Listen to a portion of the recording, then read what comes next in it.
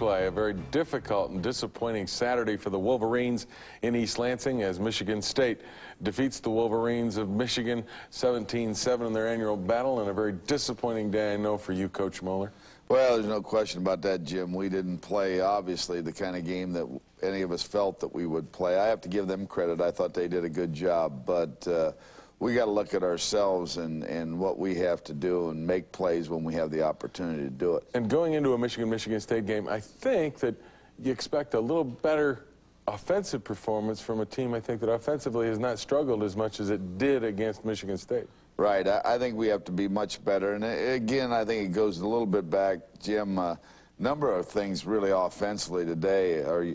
You look at an offensive line, I don't think it played as well as it should have. I don't think our backs ran as well as they should have. And we didn't catch the ball and throw the ball like we're capable of doing. And all of those things combined shows you, obviously, a poor offensive performance. A poor offensive performance on the road at Michigan State spelled disaster for the Wolverines as Michigan State comes up with a victory. Don't go away. We'll be back, and we'll take a look at how it happened when Michigan Replay continues.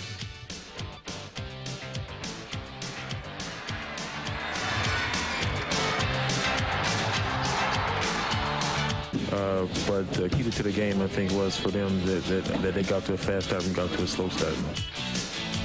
Very disappointed Shante Peoples in the locker room at Michigan State after the loss to Michigan State. And Mo, the big thing was, and I think you understood this, opening the game against Michigan State on the road, you had to get on them early and take that crowd out of the game, and that didn't happen. Right, I think that's true, Jim. They take their opening drive down, but that happened. They did that against Notre Dame, and Notre Dame came back well. We didn't convert the third down offensively and defensively. Here they come out and they hit a little pass over the middle and had a lot of success with that. Great example of not keeping the ball contained and a guy breaking tackles. And it was the short pass, the dink pass. Hurt you a lot. Here's a 3rd and 5.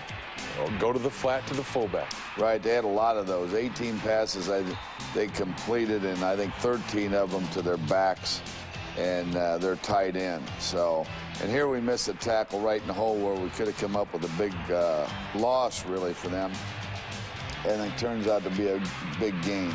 Then Abrams takes it over in short yardage there. We got a little high, and I don't think we tackled him right in the hole very well. But sometimes these things are to be expected. What really hurt is we come right back here, we mishandle a kickoff, then we take it up their sideline, and we fumble the ball right there, giving them the ball. Fortunately, our defense does come in and does a good job as far as holding them right there, but then Stojanovic kicked the big field goal for them. Big field goal indeed, 47 yards into a real stiff breeze, and he drilled this into the wind. That gives them a 10-0 game, and right from that point on, with the crowd in the game, you know you got an uphill battle. Right, and you know, we haven't had the ball yet, and they're up 10-0. And that makes a lot of difference, Jim. Early in the game, you got some running game going, which they stopped later, but you couldn't sustain a drive. Bad things happen. Right. Every time we got something going, here we get sacked. We're just going to try a pass on short yardage, 2nd and 1, but we do come back and get out of this, and by Collins going over the middle, or excuse me, scrambling up the middle, rather, and picking up a 1st down. That's a big scramble by Todd Collins, not normally known as a runner out of that pocket, but he did a good job picking it up. But again, you can't convert. 3rd and 9 here. Right, we're in good shape to score here or get a field goal. Then we get the big sack, and then we attempt a field goal, and then we miss it. We're a little short on this one. And this was with the wind, and at that point you're looking to make it 10-3. It's short, so it stays 10-0.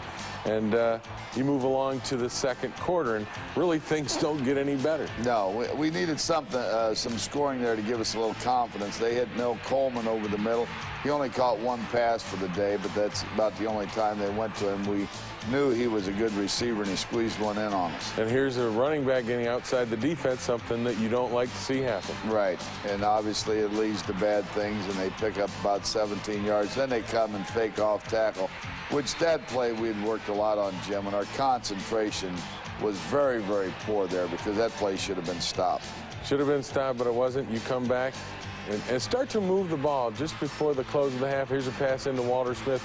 You stall, and then late in the half, you get what I would like to say a bad call. I don't want it to sound like sour grapes, but this 4th and 9 play looked like it was a completion. Right, I think it was. I was standing on the sideline and felt that. Then Walter Smith catches the ball here and drags his body inside You can see he's in bounds there, and then he slides out of bounds, and for some reason they rule it an incomplete pass. And those things, you know, they can go by in some games when you win, but when it's tight like that, you need every good play that you can get. Not to say that that call is going to make a difference in the game, but it's going to make a difference in the close of the second half. Momentum-wise, you might be able to make something happen.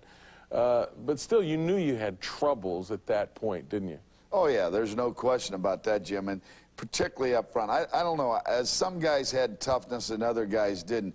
And when you go there to play in that football game, you got to stand up, and you got to stand up at your position, and I think we failed in some respects, and we just got to be a tougher football team. Get tougher. That's the story of the Michigan Wolverines. Don't go away. We'll be back. Take a look at the second half of that Michigan State-Michigan game. The half against Michigan State. Opening up the second half, Mo, you get the football. You got to turn things around. You got to regain momentum, and it doesn't happen. And that had to really put you into kind of a bind situation. Yes. The thing you need here, Jim, is you need some kind of score to give yourself a little bit of confidence, or you need your defense to come out and really dominate. And we didn't do what we had to do until we come up with a big block punt. Right, the special teams gave you the opportunity, and this was after a change of possession. And the special teams, Feldman Malvo gets the block. Now this gives you the ball in good field position, and now you look confident. I thought momentum at this point had turned, had you? Well, we had a chance here, yes, Jim. I felt like we got the good field position there. Then we hit Wheatley on a pass, and then Collins goes back to throw again here. But we just lacked something, and you got to get your running game going, and that's disappointing that we couldn't run the ball better, and that was true the whole day. Then you come up with a big play for your only score of the day, and you go deep to Derek Alexander. Right.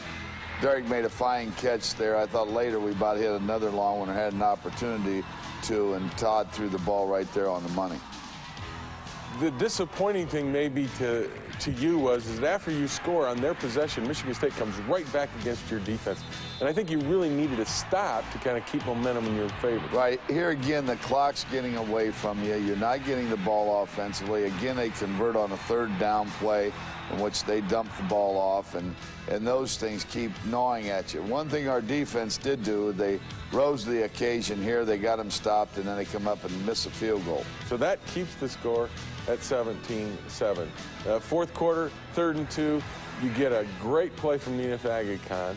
You stop them, force them to kick, and have real good field position. This is where I thought you had a chance to get back in it, and it starts but then stops again. Right. We come here and we hit Alexander on a big one. We hit him back-to-back here for big gains, and we went to Derek a lot in this game, and he was hanging on the ball better than anyone else.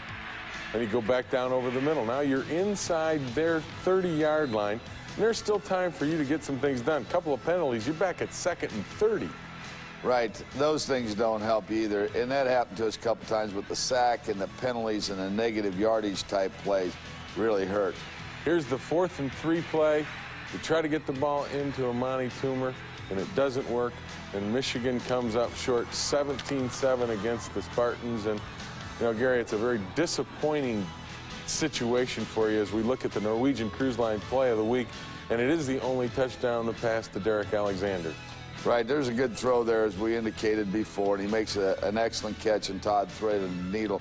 But we needed more of those. We had opportunities on a lot shorter passes to make catches, which we failed to do. When you look back at this game against Michigan State, you got to be terribly disappointed, but more than anything, disappointed that each week team's supposed to get better. It seems like in one area of the game it's getting better, and then another area of the game Michigan seems to be taking a step backwards. Right. I don't know if we got any better in this game in any respects, and I don't know. Maybe we have a problem, and we think Michigan is just supposed to win.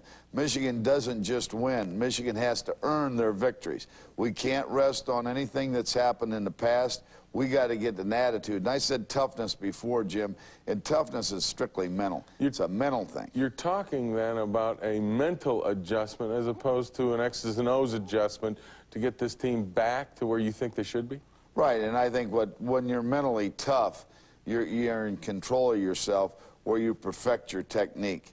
It isn't always hitting somebody or knocking someone down, but you mentally concentrate to do your technique properly, and we haven't been good in that area. We were at times, and in past games we were a lot better off. but I don't know if we're all looking for something or what. But the idea is to do what you're supposed to do and do it well.